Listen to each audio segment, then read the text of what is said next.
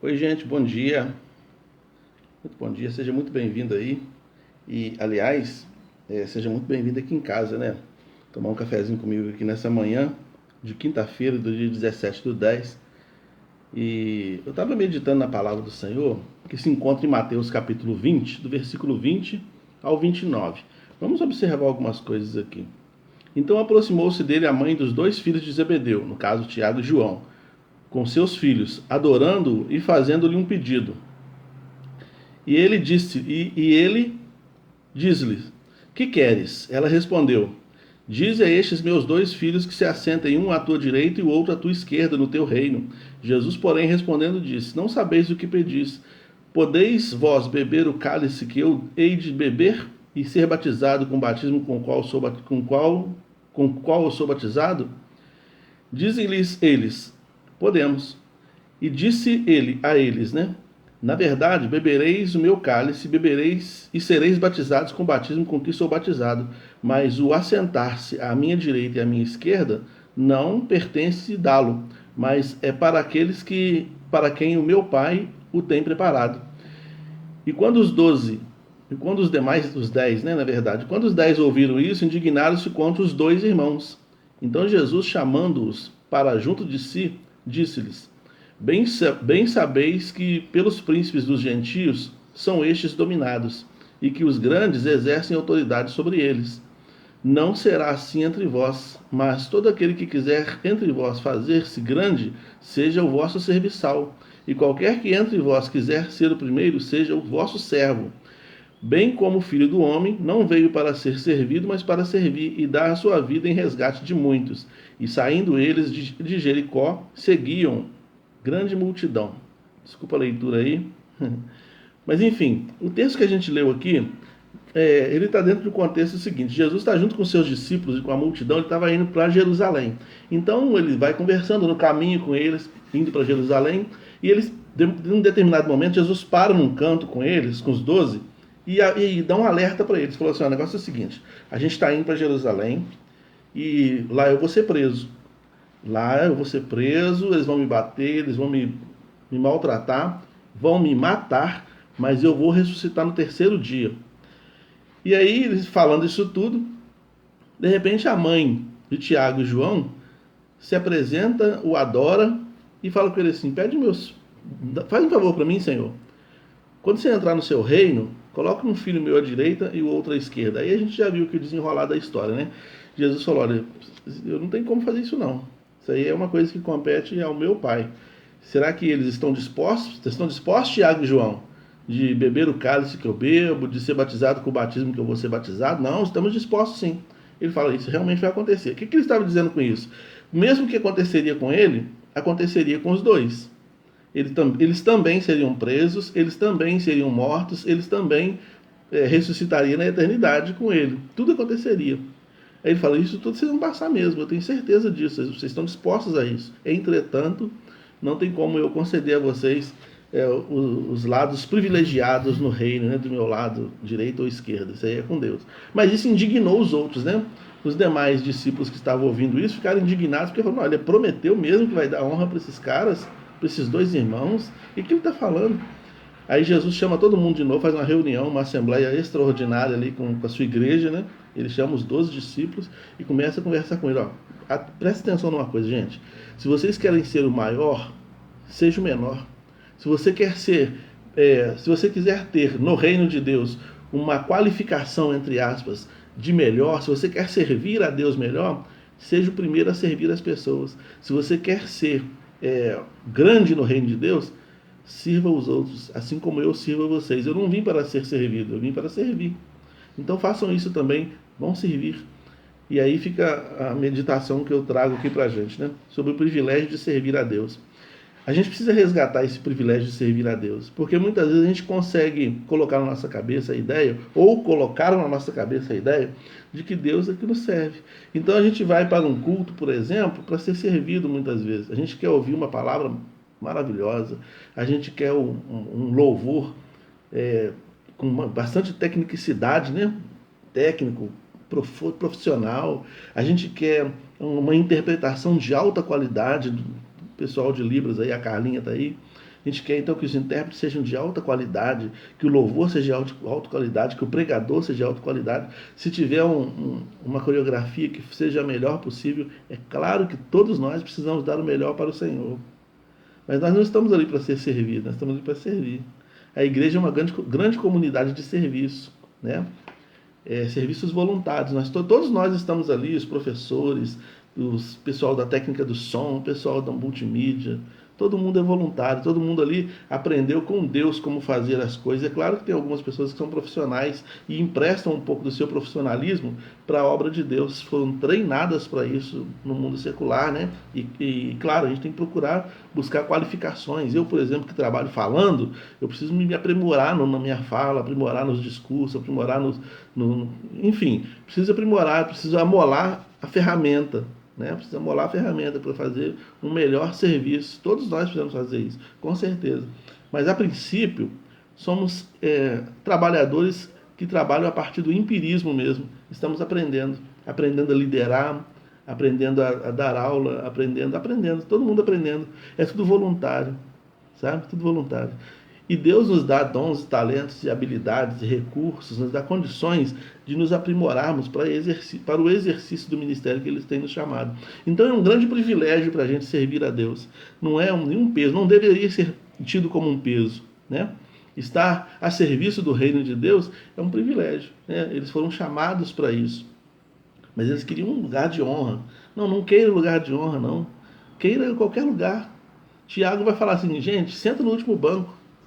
Não precisa sentar aqui na frente, não. Senta no último banco. Que na igreja lá que o Tiago estava, para quem ele estava falando, certamente tinha esse problema, né? De pensar que pessoas que tinham mais dinheiro tinham que sentar nos melhores lugares. Aí Tiago fala, não, gente, vamos parar com isso. Vamos começar a pensar que todos nós aqui estamos equilibrados, estamos nivelados como servos. Ninguém aqui é maior do que ninguém, não deveria ser. Jesus explica aqui, entre os gentios, você tem os capitães, você tem os generais, você tem as pessoas que mandam. Na igreja não, na igreja somos todos iguais. O pastor não manda em ninguém, o diácono não manda em ninguém, ninguém manda em ninguém. Somos todos servos, todos voluntários, todos se alegrando no privilégio de fazer a obra de Deus, né? Permitindo que a glória de Deus se manifeste através da vida de cada um de nós e também para com a vida de cada um de nós, né? Então, eles serviram com a vida, né? Tiago e João acabaram mesmo servindo com a vida. Tiago foi martirizado, João foi aprisionado numa ilha e viveu o resto da sua vida aprisionado numa ilha, em nome do reino de Deus. De repente eles tiveram suas vidas totalmente modificadas para esse serviço, e eles viram isso como um privilégio. Eles começaram a perceber. Chegou o momento em que João e Tiago amadureceram. E João, inclusive, tem uma grande participação no Novo Testamento. Ele escreve o Evangelho, 3 cartas, e ainda escreve o Apocalipse, né? Então, assim, um grande privilégio para ele. Tiago foi pastor em Jerusalém, justamente o lugar onde prenderam Jesus, né? Que prendiam, na verdade, os profetas. Então, assim, eles amadureceram e aproveitaram do privilégio de servir a Deus. A gente precisa de aproveitar esse privilégio, sabe? Servir a Deus sem murmuração, servir a Deus com alegria no coração, servir a Deus com disposição, né? Aplicar a nossa vida a Deus em serviço por gratidão. Deus nos dá tudo, né? Deus é soberano, Deus é bom, Ele nos dá tudo. Então a gente pode servir a Deus assim com esse coração grato, né? O salmista vai falar, que darei eu ao Senhor pelos benefícios que me tem feito? Para pensar na sua vida, como a sua vida é abençoada. Então, assim, devolver um pouco do seu talento, dos seus dons, dos seus recursos, do seu amor para servir a Deus, é muito pouco ainda, né? Devolver um pouquinho é muito pouco. Não tem como a gente pagar aquilo que a gente recebe da parte de Deus, né? Não tem como a gente pagar. Então, a gente tem o privilégio de servir a Deus com tempo, com talentos, com recursos e com amor, né? A gente tem o privilégio de servir a Deus assim, com essas coisas, que na verdade são coisas que veio dele mesmo. O tempo que a gente tem, o talento que a gente tem, os recursos financeiros que a gente tem, tudo vem dele, e a gente só devolve uma parte para o serviço, para que outras pessoas sejam beneficiadas. Porque quando a gente serve a Deus, na verdade, a gente serve a Deus quando a gente serve o próximo. Então tem pessoas que chegam na igreja ali, começam a frequentar a igreja, está cheio de carrapicho, cheio de problema, E aí você empresta um pouco do seu tempo, você empresta o seu talento, você empresta o seu ombro amigo. Entende? Às vezes você enfia a mão no bolso e dá dinheiro para ajudar essa pessoa. E aí você vai vendo essa pessoa sendo transformada, sendo melhorada, crescendo, se desenvolvendo. Também se colocando à disposição para servir outro. É uma corrente. E essa é a beleza da igreja. Igreja é isso. Né? Igreja não é um lugar de espetáculo, onde eu vou para ser servido. Não, a igreja é um lugar onde eu arregaço as minhas mangas aqui, ó, até arregaçado aqui, para eu trabalhar, para eu ver o desenvolvimento dos outros, para eu ver os outros crescendo. E à medida que os outros vão crescendo, eu vou crescendo junto. E o reino vai crescendo como um todo. Sabe? E crescimento aí necessariamente não é numérico, não. É claro que uma igreja que vai crescendo numericamente alegra o nosso coração, porque a gente tem ideia de sucesso quando a igreja é cheia de gente. Nossa, essa igreja é uma benção, hein? Olha que igreja abençoada, tem tanta gente. Não, igreja de sucesso é quando as pessoas são edificadas na palavra, estão firmes, entenderam o evangelho e vivem em prol do evangelho e se doam pelo evangelho e se doam pela comunidade, né? Se doam, colocam a serviço do rei os seus dons, talentos, habilidades, recursos, elas se prontificam a servir. Porque qual é a obra de Deus? Qual é o serviço a ser feito? É a reconstrução do ser humano. Deus não está preocupado em... O que interessa para Deus é a reconstrução do ser humano, porque no ser humano a imagem e semelhança de Deus está distorcida. Olha para o mundo.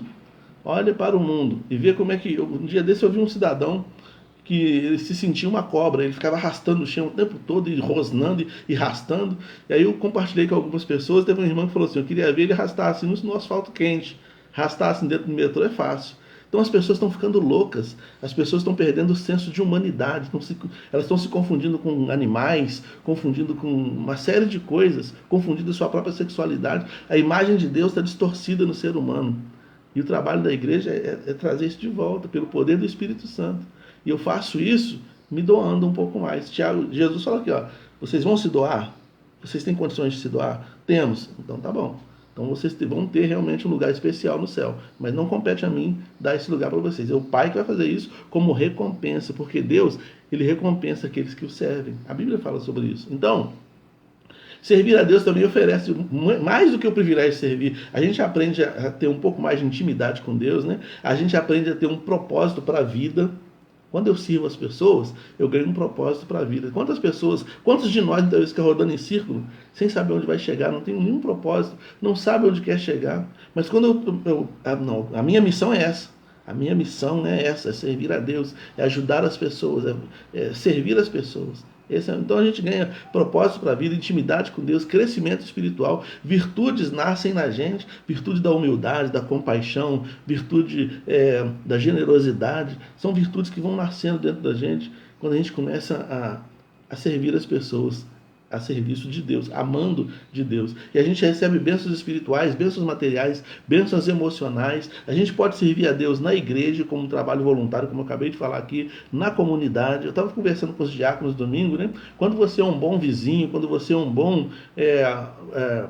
colega de classe na escola, na faculdade, em qualquer lugar, quando você é um bom funcionário, quando você é um bom colega de trabalho, isso tudo é serviço a Deus. Jesus falou assim, brilhe a vossa luz e os homens glorificarão o vosso Pai que está nos céus. Né? Então, assim, as pessoas... é difícil hoje em dia uma pessoa que dá atenção. Né? Você passa na rua, tem gente... Um dia eu passei na rua, tinha um rapaz novo falando sozinho, parecia que estava doido.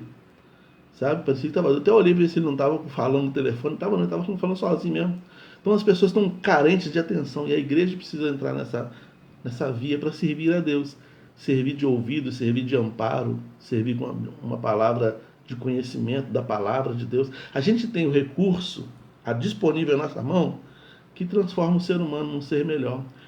Ainda bem que um dia alguém usou esse recurso, que é a palavra de Deus, e falou comigo. Porque se não tivesse falado, talvez eu estivesse morto hoje. Pela vida que eu estava levando, pelo caminho que eu estava trilhando. Então teve alguém que serviu a Deus me ajudando a sair da rota da morte. E nós todos somos as pessoas que Deus chamou para esse privilégio de servir, para esta obra santa, que é tirar as pessoas da rota da morte e levar para a eternidade. Isso é servir a Deus. Né? É claro que eu não vou esgotar o assunto, mas isso é parte de serviço a Deus, que a gente pode fazer, está ao nosso alcance. Então, quando você for na igreja, quando você pisar na igreja, quando você se pensar assim, gente, eu faço parte de uma igreja, eu faço parte da Igreja Batista Manancial Águas Vivas, lugar de serviço. não é lugar de privilégios, é lugar de serviço. Mas com o serviço vem os bônus, porque Deus vai abençoando. Deus vai usando a sua vida, mas também vai te abençoando, vai te enchendo cada vez mais, vai fazendo você prosperar em todos os seus caminhos, porque Deus é bom e nos chamou para o serviço. Que Deus te abençoe, meu irmão. Muito obrigado porque você tem deixado Deus te usar, servindo a Ele, abençoando a minha vida e a minha família. Louvado seja Deus por isso. Louvado seja Deus pela sua vida. Carlinha, um forte abraço. Irmã Ana também. E todos os demais que estão aí, Sandra e todos os demais que estão aí, Deus abençoe poderosamente, te dê uma quinta-feira abençoada da presença do Senhor.